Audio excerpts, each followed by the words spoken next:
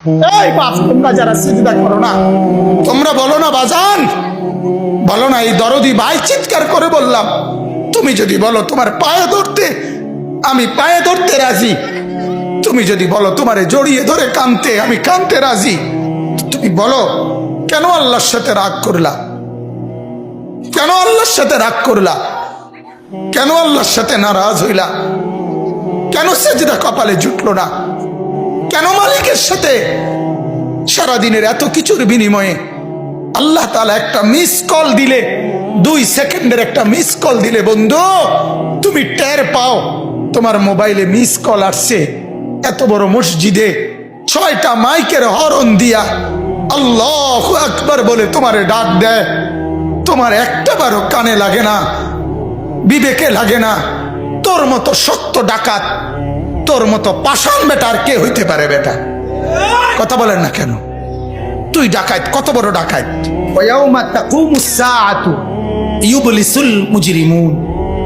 আল্লাহ তাআলা বলেন যখন হাসরের মাঠ কায়েম হবে, হাসরের মাঠ যখন কায়েম হবে, নাফরমানরা, পাপীরা,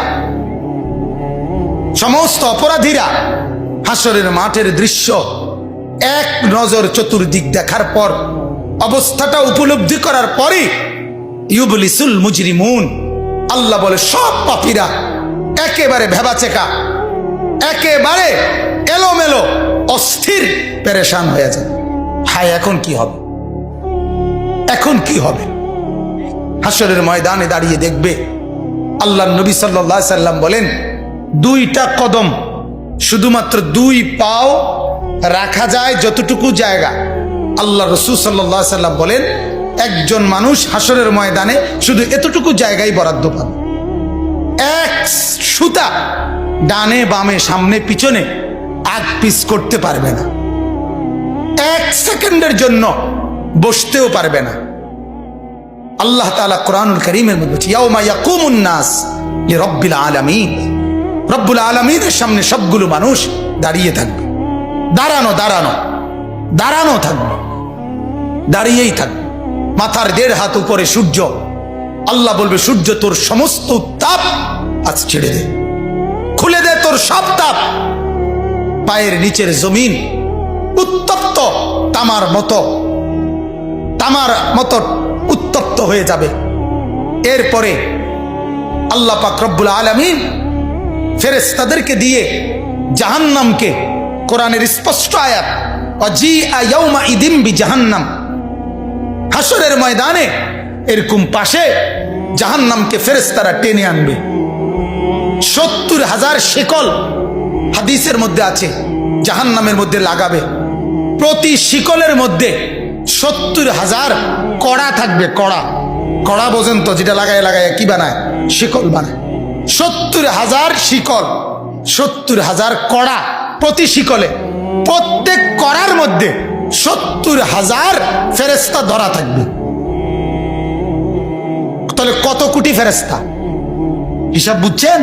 70,000 শিকল, 70,000 করে প্রত্যেক শিকলের কড়া, প্রত্যেক কড়ার মধ্যে ধরবে 70,000 ফেরেশতা। এত ভীষণ মারাত্মকের ভাবে ধরার পরেও জাহান্নাম গর্জনের সাথে ফেরেশতাদের হাত থেকে ছুটে যায়। আল্লাহ তাআলা বলেন এই ভয়ঙ্কর দৃশ্য দেখার পরে গোটা হাসরের মাঠে পাপী নাফরমানরা নিরাশ হয়ে যাবে, পেরেশান হয়ে যাবে। এরপরে বলবে আল্লাহ তাআলা বলেন ওয়ালাম ইয়াকুন লাহুম মিন শুরাকাইহিম শুফাআউ।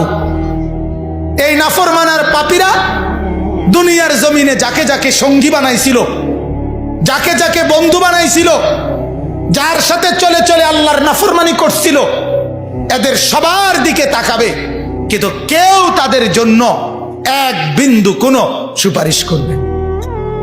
কিরে বন্ধু, একসাথেই বনবিড়ি খাইতাম, অনকুদুর কও না কি করতাম? যে আমার কিছু বলার নেই, আমার কিছু বলার নেই। এরপরে আল্লাহ বলেন ওয়াকানু বিশুরাকাইহিম কাফিরিন। আবার প্রত্যেকটা নাফরমান নিজেই সে তার ওই বন্ধুদেরকে, ফেরেশতাদের সামনে সঙ্গীদেরকে অস্বীকার করবে।